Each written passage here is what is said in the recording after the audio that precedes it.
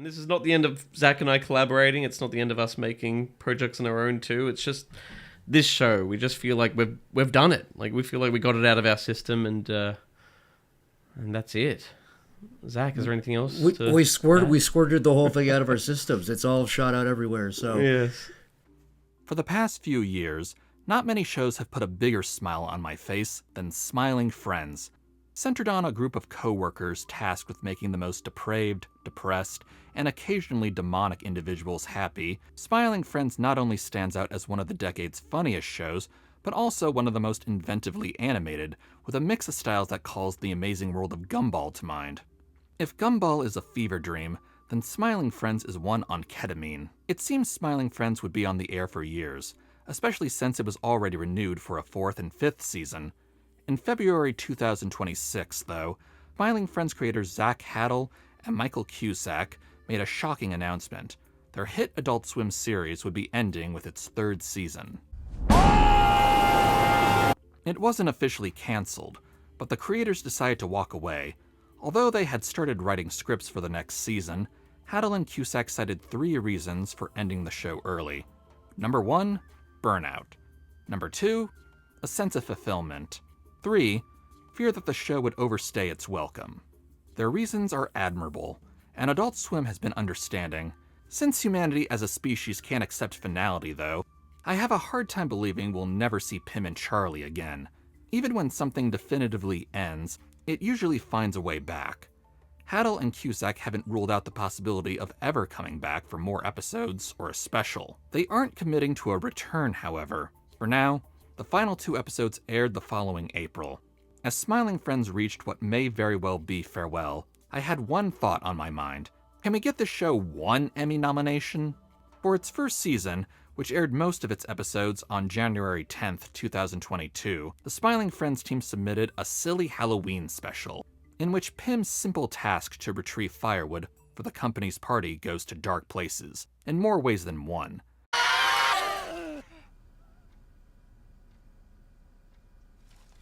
Whoa, is that blackface, dude? No, this isn't blackface. I'm an actual demon.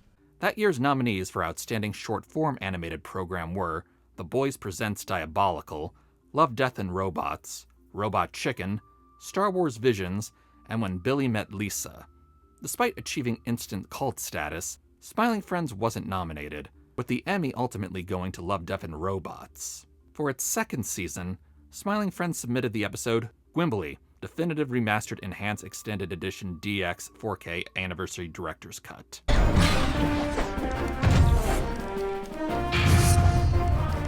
I guess Gwimbly just needed to let go of the past and join a bunch of other cool characters in a fighting game. Yes, and I'm glad Gwimbly has a home, so I don't need to hose him no more.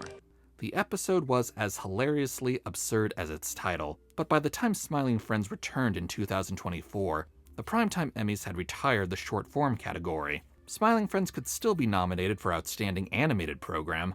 Alas, the competition was stacked in a lineup that included The Simpsons, Bob's Burgers, Love, Death, and Robots, and Arcane, the latter of which won for The Dirt Under Your Nails. The Animation Peer Group did nominate another Adult Swim series that year, Common Side Effects, for Cliff's Edge.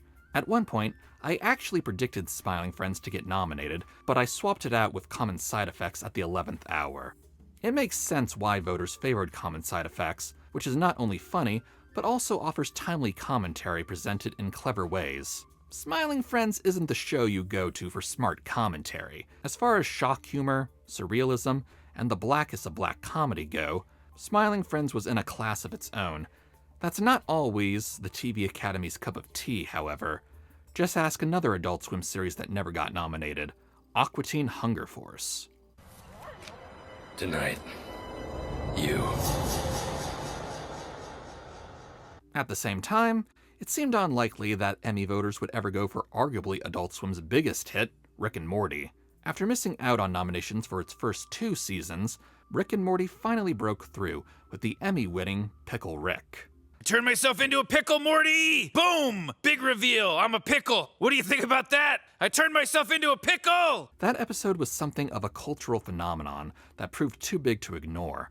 While Smiling Friends has been an immense success for Adult Swim, no episode captured the zeitgeist quite like Pickle Rick did. Regardless, Smiling Friends' third season, which premiered last October, delivered some of the most uproarious episodes yet. Cartoon Contender even ranked the season number 4 on our list of the top 10 animated shows of 2025. As far as Emmy submissions go, this season had several highlights, including Curse of the Green Halloween Witch, Squim Returns, and the Glep episode. Everyone can get along with each other, except for a certain group of people. You know who I'm talking about. Excuse me? What? The crew ultimately entered Le Voyage Incredible de Monsieur Grenouille, aka The Incredible Journey of Mr. Frog, in which the show's most violent character seemingly accomplishes everything he set out to do as Emperor of Earth. Damn, dude, you literally didn't throw a single punch and you became the #1 UFC champion on your first and your only fight. I mean, like, I get how you're depressed. That's crazy. There's nothing left for him now, seeing Mr. Frog embark on a journey of self-discovery. Although this isn't the last episode, it could function as a series finale. It feels weird saying that, since Pim and Charlie aren't the focus, but the creators seem to be channeling their feelings through Mr. Frog. With nothing else to achieve, Mr. Frog wanders the world and revisits his roots in search of a purpose. He doesn't find it with his estranged father, played by Creed from The Office, in the performance of a lifetime? Sorry? Be sorry for your poor mother, whose last words were, "Where is he? Where's my boy? Where's my boy?" No, no! You walked out on this family, and now you come back? Now? And no, he wasn't submitted for guest acting consideration. Yet, Mr. Frog does find inner peace upon eating the bug of knowledge. The episode ends with Mr. Frog abruptly saying goodbye, perhaps in more ways than one. This oddly mirrors Hadel and Cusack's decision to suddenly walk away from the show, apparently having nothing left to say. Is Mr. Frog speaking on the creator's behalf, or am I reading too much into this? The first drawing for Smiling Friends was Mr. Frog. He kind of looks a little bit When you say different. first drawing, he means before Pim, before Charlie, before the Everything. boss, before anything was We were Mr. just joking. Frog. I was just like, what about a show like this, Mr. Frog? And you're just like, all right. And you were like, and he eats. And I just drew like a yellow thing next to it, not thinking it was a bug. And you were like, and he eats the bug.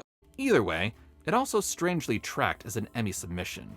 As No Willingness 3927 pointed out on Reddit, it checked all the boxes for an Emmy episode. French title, dramatic story, big acting moment, silent credits. Again, I'm not sure if this episode was directly parodying Emmy bait, but in any case, a nomination would bring things full circle. Although the decision to end the show has brought it more attention, Smiling Friends faced an uphill battle at this year's Emmys. On the plus side, Arcane, Common Side Effects, and Love, Death and Robots weren't eligible this year, leaving at least 3 spots open in the Outstanding Animated Program race. However, the animation peer group had several past winners to choose from, including King of the Hill, Primal, and Futurama. This year also brought potential newcomers like Predator, Killer of Killers, and Long Story Short. Beyond the Emmys, Smiling Friends hasn't had much presence on the awards scene. That said, Hadel did get an Annie nomination this year for voicing the evil wizard in the episode Schmalugles. Norwood scale, and it goes from 1 to 7. And right now I'm like a 3.5 or a 4. And it's just getting worse. At this year's Emmys, though, none of the Smiling Friends cast members were submitted for Outstanding Character Voiceover Performance. In fact, Outstanding Animated Program is the only competitive category that the show was entered in. Come on, you could have submitted Pim's song for Outstanding Music and Lyrics. There are so many. Oh my god, dude! Even though the Smiling Friends team seemingly assumed the TV Academy wasn't going to embrace them, the 78th Emmy nominations brought a pleasant surprise. Outstanding Animated Program included the return of 4 past winners: Bob's Burgers for Grand Prix pre-opening, Rick and Morty for There's Something About Morty, The Simpsons for Homer, a Cracker Bro, and South Park for Sermon on the Mount. Star Wars Visions also got in for the episode Black, which Shinya Ohira of Studio Ghibli directed. Ohira most notably animated the scene from Spirited Away where Chihiro meets Kamaji. As cool as that is, the nomination that had me grinning ear to ear was Smiling Friends. It still feels strange saying the Emmy-nominated Smiling Friends, especially considering how voters ignored the show in the past, Like Rick and Morty or BoJack Horseman, maybe it took time for voters to catch up. I wouldn't be surprised if the creators' decision to end the show also gave members an urgency to vote for it. When an animated series is a hit, it usually remains on the air as long as it's deemed profitable. Some of these shows go through peaks and valleys, others endure a downhill spiral. In any case, there's always a golden age that fans point to. Maybe Smiling Friends was nearing the end of its golden age, or maybe it was just getting started. Either way, Smiling Friends joined a select group of shows that had the integrity to go out on top. Looking through the TV Academy's calendar for FYC events, it doesn't appear there was one dedicated to Smiling Friends. Adult Swim had one back in April, although Smiling Friends had to share the spotlight with Rick and Morty, Primal, and Haha You Clowns. Notably, Dan Harmon, Gendy Tartakovsky, and Joe Capps were all present at this event, promoting their shows. The Smiling Friends creators apparently weren't present, however. Campaigning for Emmy consideration seemingly wasn't a priority for Zach Hadel and Michael Cusack. However, ending their show prematurely may have inadvertently been the best campaign strategy. The medals are nice, though. I like how shiny and they're kind of nice to look at. I don't even want these. Could I have them? Okay, that's fine. While we can call Smiling Friends an Emmy-nominated series, does it stand a chance at winning? If voters are basing their picks on the quality of the animation, Star Wars Visions may have an advantage. The episode, told from a stormtrooper's perspective, is executed entirely through visuals, along with its sound design and jazzy Cowboy Bebop-esque music. With virtually no dialogue, the episode puts the Vision in Star Wars Visions, exploring how this traumatized stormtrooper has become one of many casualties in this literal Star Wars. With Bob's Burgers, Rick and Morty, and The Simpsons all being past winners, they shouldn't be discounted either. All three have strong submissions, too. Brand pre-opening marks Bob's Burgers' 300th episode, taking us back to the beginning. There's something about Morty sees the return of a fan-favorite villain. Homer, a cracker bro, spotlights one of the most underrated Simpsons characters. Kirk, I sleep in a racing car. Do you? Van Houten. Honestly, though, this feels like South Park in a landslide. Although South Park hasn't been nominated since 2021 or won since 2013, the season 27 opener was a pop culture milestone, with a timely takedown of Trump that had everyone talking. Mr. President, why are you placing these new tariffs on Canada? What are you, some kind of dictator from the Middle East? A dictator from the Middle East? Hey, relax, guy. I'm just your average Joe. Take a rest. South Park saw a resurgence on the awards trail this past year, winning at the Critics' Choice Awards and getting nominated at the Annies. It even became the first animated series to be nominated at the PGA Awards for Best Episodic Comedy. Before this year's Emmy nominees, Trey Parker accepted an award at the 19th Television Academy Honors. South Park was also the most nominated animated series this year, picking up nominations for the song Christian Woman and Parker's voiceover work as Satan. Matt Stone also probably would have been nominated for voicing Trump had he been submitted. Like Pickle Rick, Sermon on the Mount was such a zeitgeist episode that it seems undeniable, but a nomination still feels like a win for Smiling Friends. Zach Hadel and Michael Cusack truly created something one of a kind. A show that scored an Emmy nomination with little to no campaigning. Just the urge to recognize quality before it was too late. Whether the Emmy goes to Smiling Friends, South Park, or something else, I'm already smiling.